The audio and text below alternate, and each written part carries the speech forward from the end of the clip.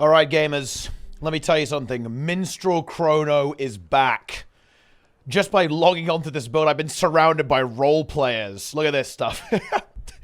Everyone's going crazy. But anyway, let's actually go ahead and talk about this build. So a couple of things happened that make this really exciting. Not only have we got the Chaos rework and the Inspiration rework, we're also currently testing this wonderful shovel rifle right now. We have the brand new rifle weapon in beta for Mesmer. That's also making this build even better. But this build is actually really, really strong. It was highly anticipated to be rather powerful, with the balance patch notes that have now made it into the game, of course. And after playing around with it a little bit, I can indeed confirm that to be the case. And do not worry, by the way, you don't need rifle for this. This build will actually be great after the beta will be over. However, rifle will make it even better. So, if you're like, oh man, you know, I want to play this build on my main, you absolutely can. You do not need the rifle. You can simply replace it with a staff, or you can go ahead and just use a focus offhand, for example. You don't really need staff on this build either. So, as you can see, we're going with scepter, shield, and rifle for now. Again, you could have a staff there, or just a focus for your offhand. And just like the olden days, I busted out the Minstrel gear with our Monk rune and Relic of the Monk as well. So you can pick basically any gear combo you want. You want around 80% boon duration. The reason for that is because we have chaotic persistence, which means that when you have regeneration, you get about another 17%. So around that 80% mark, put food on top of that, because ascended food gives you a bit of concentration as well. You'll be at 100%. That is where you want to be. We've got our concentration and transference sigils, all that good stuff. But yeah, anything like Harrier gear, Giver's gear, Minstrel gear, whatever, that is going to work absolutely just fine. And of course, our trait lines is going to be Chaos, Inspiration, and Chronomancer. And we're going to be taking all of the juicy Chaos stuff. We've got Illusionary Defense for amazing protection when we're using our Shatter skills. We've got Chaotic Transference, which shares Chaos Aura to nearby allies and then applies regeneration to them. Of course, we get Chaos Aura when we use our F2 skill here. That's where the Chaos Aura generation comes from. That gets shared. And here's the big one. Bountiful Disillusion. This trait is so unbelievably good. Look at this. Whenever you use a Shatter skill, we gain stability, which means that we're going to have permanent stability on this build, which is great. But we also get Might for F1, Vigor for F2, Fury for our F3, and 3 stacks of stability for a really nice duration when we hit our Distort button, and Resistance on Continuum Shift. So we have a really nice range of boons that now is Area of Effect. This trait used to be only on the player. It actually used to be, well, it's basically been reverted. Back in the old Minstrel Chrono build, it was AoE. It actually got nerfed because of PvP, funnily enough. And kind of because of PvE, but I feel like mostly because of PvP, to be honest. But that happened, but now it is back to its former glory. The game has been so power-crept that a trait like this is actually allowed to exist. And over in the Inspiration trait line, we also have a couple of reworks too, of course. We have some trait shuffling. So now the Grandmaster trait is Restorative Illusions. Whenever we shatter, we get an AoE heal. This used to be only on the Mesmer. Now it's AoE and a Condition Cleanse. So massive Condi Cleanse on this build. Massive AoE healing on this build. The rework to Illusionary Inspiration, that used to be a Grandmaster trait. Now we get baseline. 15% extra healing output, which is great, really strong. Healing modifiers are always awesome, especially we can combine it with our food, which is going to be the standard, by the way. It's going to be the healing food with the bountiful maintenance oil. We know that. Whenever you summon a clone, or an illusion in this case, actually to be more precise, we will AoE heal everyone around us for 600, which again, is going to be around 1,000 after all of our healing modifiers, which is super good. Bear in mind, our Scepter auto attack summons a clone. Loads of clone generation on counterspell if we can get a block. We have our Phantasms that we can summon. On Rifle, we have clone generation and so on. All of that is going to be just consistently sustaining our team in addition to using our Shatter abilities. There's actually a little bit of choice in the Masterline and Inspiration. All of these are actually relatively okay. Ego Restoration for a bit of clone generation. You might want to use the Healing Mantra for that. I like the Healing Well. The heal skills are surprisingly not that amazing overall, but the massive chunky heal of Well of Eternity is very powerful. An absolutely huge heal. And bear in mind, you can double cast this in Continuum Shift too to kind of double dip on the ending heal as well, which is pretty cool for like some pretty insane healing. It is delayed, but it is what it is. Warden's Feedback, if you want to have your focus, or you want some more reflect uptime, all that kind of good stuff. But Temporal Enchanter, I find to be a pretty good default, especially when we take the Revive trait, Medic's Feedback, here in the Adept line. Really strong trait here, kind of similar to the Necromancer Revive stuff. When you press F, you get this bubble around you that starts reviving allies, which is really good. And again, we can take that as a utility skill too, so you can kind of double dip. You press F and then also use your feedback. Really versatile skill, because again, we've got this trait with Temporal Enchanter, so we're giving AoE resistance, we're giving super speed if we need to apply that as well, and we're also potentially reviving allies, so a really versatile ability here. Now, of course, if you're not taking these two traits, you want to go for more healing on your mantras, which again could be a great choice with Mantra of Recovery, or a really fun combo. This is an absolute classic. If you take Restorative Mantras, you can just keep spamming Mantra of Pain. Mantra of Pain has no cooldown, right? So you just keep pressing it over and over again and spamming a ridiculous amount of healing. And of course, if you went in that direction, that frees up this trait. You go this, and actually, I don't want to deep dive into this too much, but I'd actually encourage everyone here to actually experiment a lot, because this is one of the really key features of this build. Almost no trait here is mandatory. You can pick basically anything that you want, and all of your utility slots are free. You don't need any utility skills. All you need is pretty much the chaos stuff, because that's where your boon application comes from, and pick one, quickness or alacrity, right? Like Chrono Phantasma, you misclicked, right? You want to be giving quickness with this build or alacrity. And funnily enough, the playstyle is identical. This is a really fun thing. I do think you're going to be playing this more often than not as an alacrity build, because in general, the quickness damage builds are amazing. You know, stuff like your Herald, for example, or your Scrapper or your Firebrand, really strong builds. So going in that direction is somewhat typical. Hell, even Berserker now. Berserker's pumping. Really good to actually combo this with, say, an alacrity healer, especially with such good diverse boon application of a Chronomancer. You know, the only trait that kind of is a bit meh, you know, not super exciting, is actually the Chronomancer Adept trait, All's Well That Ends Well. Like, oh wow, you know, we get a little bit of extra healing on our wells, which is not the worst thing in the world, right? You know, it's going to make our Well of Eternity even more impactful, a bit of passive sustain on Well of Precognition. Big feature of this build, because this build is amazing in basically everywhere PvE. It's amazing for open world. It's amazing for Fractal Strikes raids. A big key feature. I think this build pretty much has the best stability coverage in the entire game now, when it comes, especially when it comes to healers, because you have so many sources of stability that you can just keep spamming over and over again. We have really high cooldown reduction on ourselves because we have improved alacrity, so alacrity is more effective on us as the player, and we have a really short cooldown stability here, Power Break. We have Distortion that also gives AoE stability at the same time. And if you rotate between these skills, the amount of application you have is absolutely insane. And that includes Aegis too, because we have Well of Precognition that you can throw in here. Wow, there is a lot of really, really powerful utility. Such a flexible healer. Real kind of Swiss Army knife build, as it were. A lot of customization. Like on every different boss fight, you might be changing what skills you want. An unprecedented amount of flexibility. And you got good CC too. You know, you can...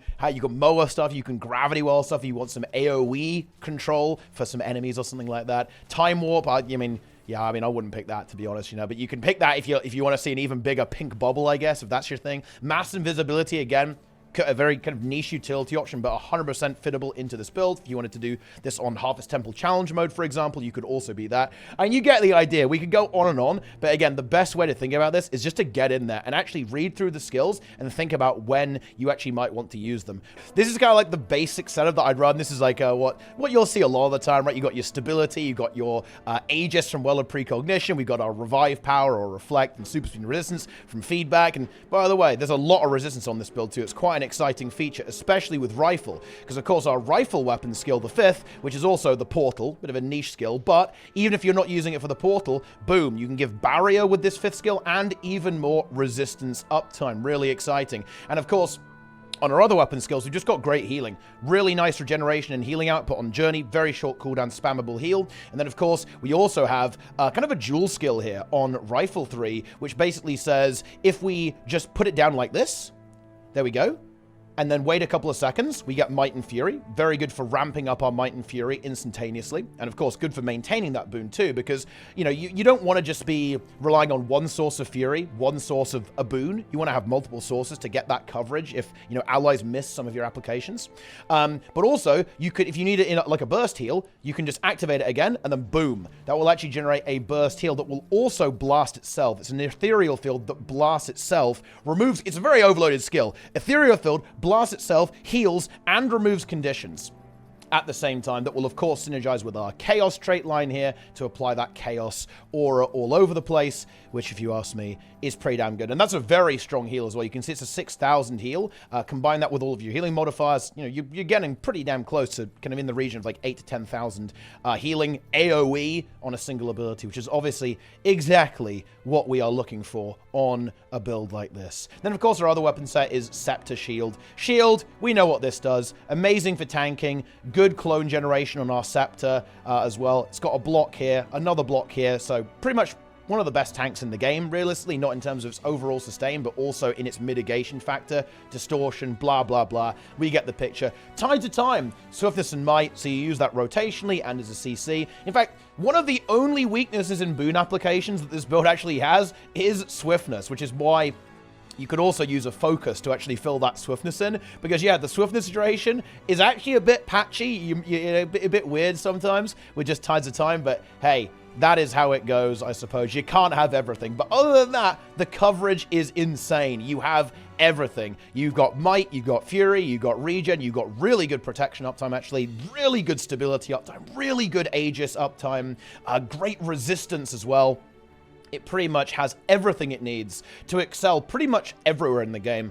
But anyway, I could go on. Let's actually play some video games. Let's see what we've got on the LFG. I think I'm going to try and get into a Wing 1, which is one of my favorite places to actually test builds, because I feel that the encounters are rather varied, actually, and have a lot of flavor. It's one of my favorite places to get in there and play some builds, especially Veil Guardian with that big damaging nuke there. You've got the tanking mechanic. You've got some movement going on. Really good ones. Let's see what we can find. Here we go. We've got ourselves into a Wing 1. We're ready to rock and roll. The comp is weird. There was no requirements on this. We've got a Core Thief. Not really sure what's going on there. It's Core Combi Thief. That's big. We got Herald. We got Berserker. We got Scourge. We got Vert. We got Chronos. There's a lot going on here. Very exciting. We don't really need stability on this fight, obviously, so we can kind of customize it. Oh, they're just going to start. Hang on. I was kind of not expecting that, but that's fine. That's fine. And you know what? I'm going to tell you guys a crazy secret about this build, okay? People think Chrono is the most insane rocket science ever, but let me tell you a little secret. Barrier with the 5th skill. Boom, look at that. I'm going to tell you a little secret, okay? This build is actually one of the most just like press everything off CD builds that currently exists, and I'm not even joking. Like, basically the way that you can play this build, just press all of your buttons. Right? I'm actually serious. Look at this. Look at all those boons. You seeing all these boons? This is crazy. But in all seriousness, what you want to do is to make sure that when you go into your continuum shift, have a couple of clones up for that, and make sure that you use all of your shatters while in continuum shift. That's going to allow you to basically double up on your boon application completely for free. Other than that, it pretty much is use your utility when you need to, so hit your stability button when you need stability, so you might want to be a little bit more cautious with using distortion outside of continuum shift. Make sure you're summoning your phantasms as often as you can, because your phantasms are how you generate alacrity uptime, or quickness uptime if you're running the quickness build, of course.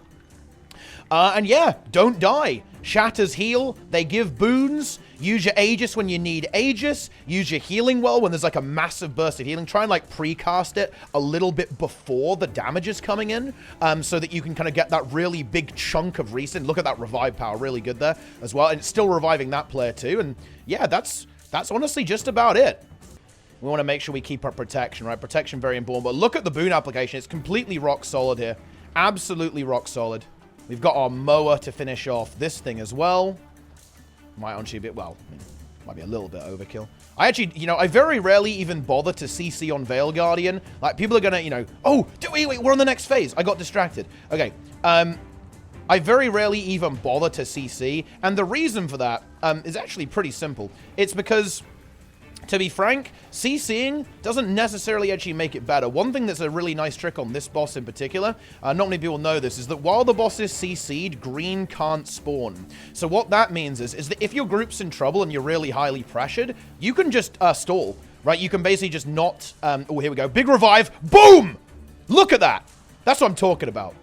You can just stall and prevent the green from spawning, which allows your group to restabilize in a pretty nifty way. And there you go. Veil Guardian falls. Look at all that boon application.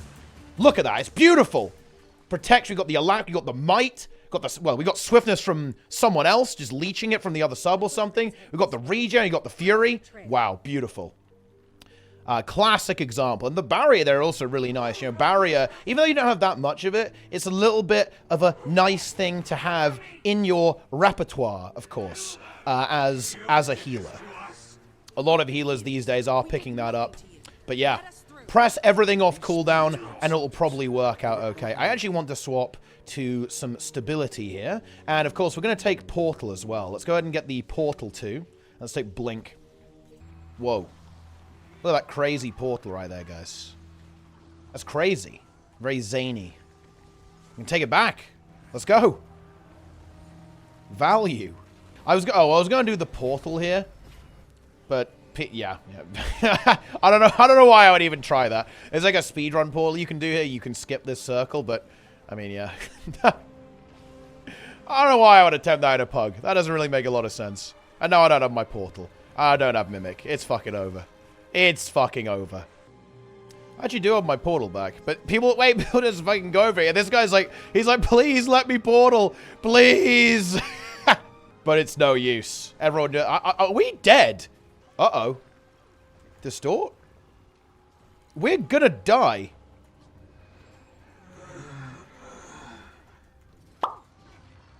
Okay. Fortunately, I think our downstate will carry us. Seriously, this pug is absolutely unhinged. Like, I don't know what to say. Like, random core Condi thief. What is this? You get the word. Okay. I like it. It's very, very lunatic pug. What is that? That's a good question. It's Gorsival. Here we are. So, for this fight, what do we need? We want Aegis and stability as well. Stability, a little bit overkill, not gonna lie. But hey, maybe if the ghosts kick us, you know, the stability will save the day there. You know, it's gonna be good stuff. It's gonna be some epic gaming. We've got Aegis, we've got stability, we've got the revive in case everyone feeds to the goop in the middle. And we're going to be able to show some good CC here as well. Although, I've got to say, I'm not sure our damage is really going to be that high. You know, I'm like, oh, I can show off the crazy CC of this build because the crowd control is amazing. We've got Shield 5, you've got Time Sync. We've got Signet of Humility as well, and even our new Phantasm, the Phantasmal Sharpshooter on Rifle. Really good CC. Mesmer's always had great control. Probably not going to use it here, though. But look, bear in mind that you do. You have very good CC, but you may not always want to use it, depending on the damage of your group, of course. So Gorsa will maybe not the best example. But anyway, this is going to be a lot of fun, I think. There's some big value, and again, flexing that Aegis to deny the knockback from the boss, and also stability to deal with the ads. This skill is actually one of the best skills in the game, by the way. It's an ammo skill. When you recharge it, it gives stability, and an Aegis as well. And when you double cast it, you can give 6 stacks of stability at a 600 radius. It is absolutely ridiculous. There's also a stun break on you, which is actually potentially useful as well.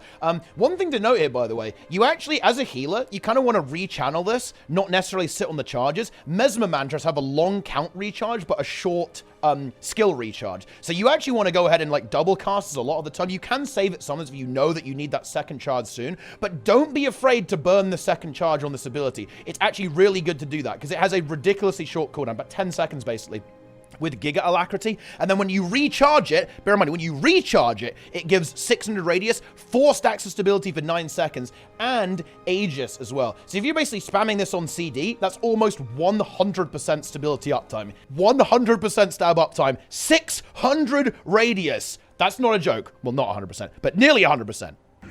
Just get this going. Kind of a cool thing here, by the way. Notice how I used 1 mantra charge there. Right, and I used 1 mantra charge because if you use a mantra charge while you're in continuum split, it will actually be refunded afterwards. How about that? Now, I could see... Oh, actually, I think our damage is good, so I will actually unleash that mower. Let's go. I was going to say, I'm going to maybe not CC, but the damage actually is pretty damn decent. So we can go ahead and do that. Use the second charge on the mantra. There's our stability application. Just look at that. It is beautiful. And look at the cooldown. It's already coming back. So almost like before that stability is going to run out, we're going to be able to rechannel it, which is just going to straight up give everyone stability once again. Then boom, 9 stacks to everyone. I don't know how we're going to do this. I'm just going to run around in circles and see what happens. Use the second charge again, and here we go. You can see it's already coming back off cooldown. And of course, if we needed more stability, let's just do it for the sake of, example here. I hit the F4, boom, that's distortion for everyone. We've already got our mantra back and we could rechannel. That was actually an early rechannel because, of course, what you'd want to do is basically stagger your stability applications so you can just go around again. But you can really see the application on this build, right? It's very exciting. If you are a Chronomancer, if you're a stability enjoyer, it's pretty hype. Honestly, I need to see the log for the stab up time. It's going to be epic. It's going to be epic. Oh, what a wasted shatter there, but that's good. That's a classic thing about Guild Wars 2, guys. This is one of the most important things. If you're ever going to make a build guide or video guide or indeed world record run, it's very important to actually point out your own mistakes. If you don't, someone else might, and that could hurt you emotionally, and oh my goodness, we can't have that now, okay? So it's very important that you call your gameplay complete trash. Never, ever admit that you did something good. Oh, is this the double mower? The double mower? Yo! I'm dying. It's over. Do we fly too close to the sun? No. Should have gone to rifle there for a little bit more healing. Give people more stability. Got the barrier going. And wow, I mean, this is just insane. This is just ridiculous. Didn't even need to use my feedback. Again, this is kind of like the power of this build. Like, you almost like are overflowing with utility. Did I need feedback? Honestly, no. Did I even really need mantra concentration? Honestly, no. Could have easily swapped those out and just gone with the Well of Precognition to Aegis all of those attacks. Could have taken more CC, better boon application with Well of Action. You could have some CC with Well of Senility as well, or use one of the Signets for CC.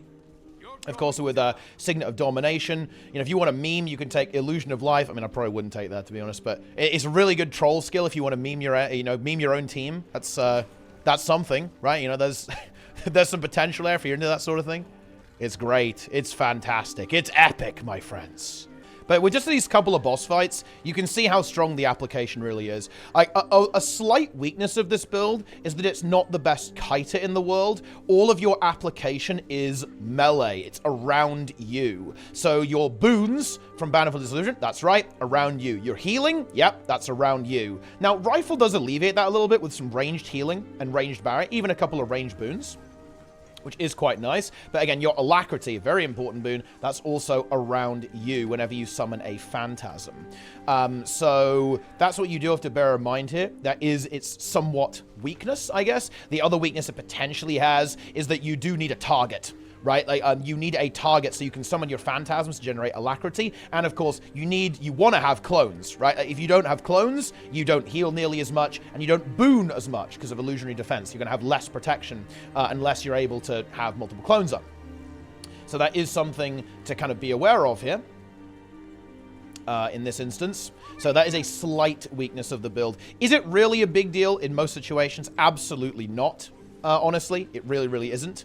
Because, you're going to have a target most of the time. Almost it slows you down more on the trash events than actual bosses. But that's something to keep in mind, right? And think about the build with how it actually in general operates. I think we'll go with stability here. Might as well go with the Aegis. Block some of the attacks from Sabbather. Should be pretty nice. And stability to handle the thug so we don't get knocked into the flamethrower seems to be a reasonable idea. And yeah, well, I always do like to have revive power, like I think some people will go, well, if you heal people, they won't go down state. Well, that is definitely true, but sometimes people feed, and that is when feedback is going to kick into action there, my friends. Let me tell you that. So very useful to have this ability around, in my opinion, in case of emergencies. Like any healer build, having a bit of revival power, that is what we like to see, right? Like, you're never going to be like, oh, wow, I'm so sad about having all of this revival power. Like, this sucks. This is terrible. No, nobody ever said that. Wait, do they want me to kite? Oh, no, this guy's doing it. Wait, is this guy doing it? Oh, yeah, he is doing it. Okay, wait, that player didn't even make it. It's over. And let's actually see what kind of stability uptime we can get. I'm just going to start using the mantra off cooldown, and we can almost like try and keep an eye on the stability here and see how often we can keep it up. Oh, it's going to be a little bit deceptive on us, though. This is where I need like the boon table to show this, because of course I'm going to get a lot of stability just from using shatters, because I get stability on myself.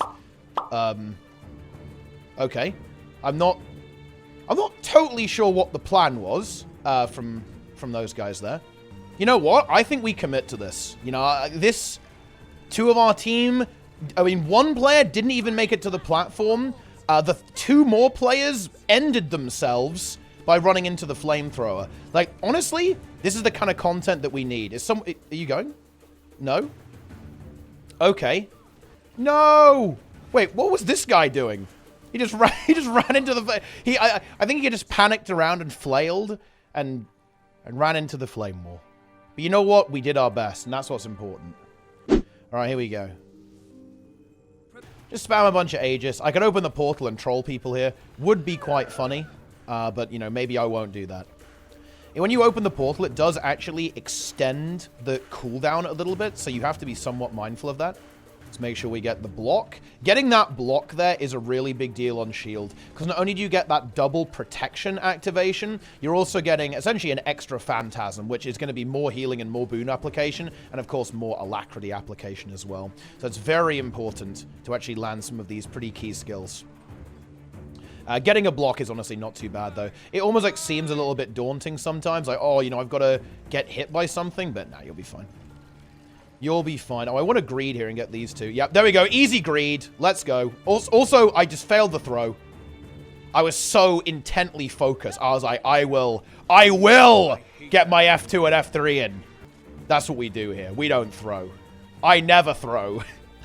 You know, one of the things that's actually kind of interesting on this build is that you have quite a lot of abilities to rotate through. You know, it's almost, you know, one of the challenges is that you've got to button mash fast enough, right? You've got to keep going, like cycling between your abilities. You have pretty short cooldowns on both of your weapons. And this means that you've really got to kind of just, you know, you've got to blast. You just got to keep going. You've got to keep just mashing those skills as hard as you can to rotate through all of them. Because you really want to get your shield stuff off. But honestly, the stuff on Rifle's really good as well. You have a lot of very consistent healing on Rifle, which is pretty nifty.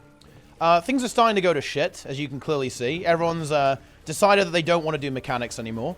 But you know what? That's where this build thrives. We're just spamming boons all over the place.